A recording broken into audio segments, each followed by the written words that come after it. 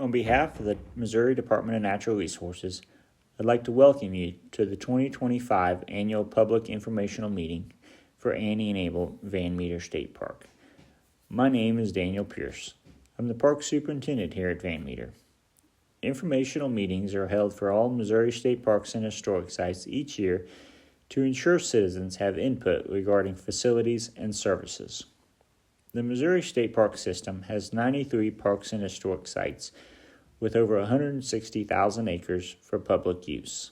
The park's soils and water sales tax provides about 75% of the funding for the system.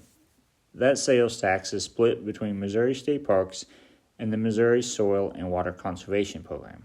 The remaining 25% of funding comes from revenue generated in parks.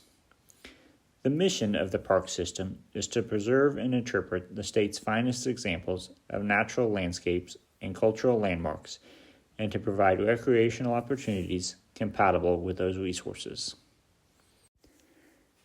In 1932, the original 369 acres of the park were donated by Annie Van Meter in honor of her late husband Abel, but she asked that it not officially become a park until 1933, which she believed to be the 100-year anniversary of the Van Meter family's occupation of the land. In reality, the family settled here in 1836. In an interview, she said that she wanted the state to restore and preserve it as nearly as possible the same as God made it. She said that Mr. Van Meter always tried to preserve the woods and wildlife around them. One stipulation was that she be allowed to live in her house in the park until her death. She passed away in 1944 and was interred in the family cemetery here at the park.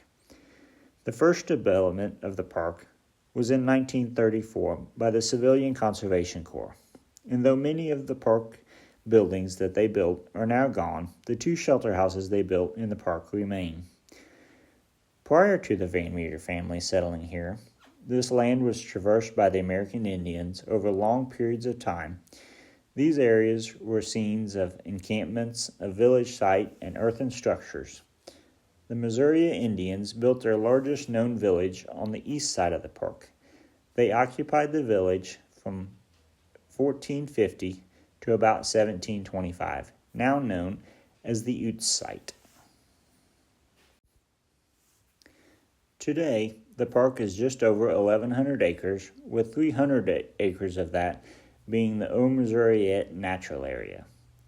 Park staff consists of 3 full-time staff, 3 to 4 seasonal staff, and several volunteer campground hosts. The staff manages almost 5 miles of trails, rental kayaks, and approximately 70 acres of weekly mowing, 22 campsites, and 2 historic shelter houses. The park staff also does stewardship work, including the removal of invasive species and 2 well-established burn units, as well as helping neighboring parks with prescribed burns. Overall attendance for 2024 was just over 47,000 visitors, with over 1,300 camping nights sold. State park rangers, the Saline County Sheriff's Department, and the Missouri Highway Patrol provide law enforcement for the facility. During the past year, several maintenance projects were completed. A new synthetic cedar shake roof was installed on a large CCC shelter house. This synthetic roof should have a lifespan of 50 years. In addition to the work on the shelter house, repairs were completed on the park residence, including replacing rotten windows with new energy-efficient windows and replacing the asbestos siding with new composite wood lap siding. In addition to these big projects, routine repairs to trails and boardwalks have been completed, as well as several hazard trees being removed from the campground. Future maintenance projects will include painting of the CCC shelter house, tiling of the shower house floor and vault restrooms. A dump station has been funded to be added to the park, but at this time it has not been assigned a project manager, which is the first step to starting the project. One part of our mission is to interpret the natural and cultural resources in the park. This is accomplished by park programs usually held at the campground and are open to the public or by request from groups at Missouri's American Indian Cultural Center located within the park. Our campground programs are held on Friday and Saturday night between Memorial Day and Labor Day. We plan to offer our 5th annual Spooking Up the Park Halloween event on October 18th this year. The park held its 4th annual event last October with strong attendance and a lot of returning visitors. The park's annual Halloween event takes place the 3rd full weekend before Halloween every October and features a haunted trail hike, a campfire program, and a Halloween campsite decorating contest and a public costume contest. One of our newest offerings this year will be Christmas in July.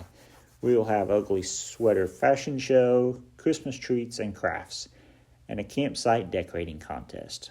The night will be capped off with a storyteller and maybe a visit from Santa himself. All programs are free and open to the public. Thank you for watching our public informational video. Please feel free to share this link with your family and friends.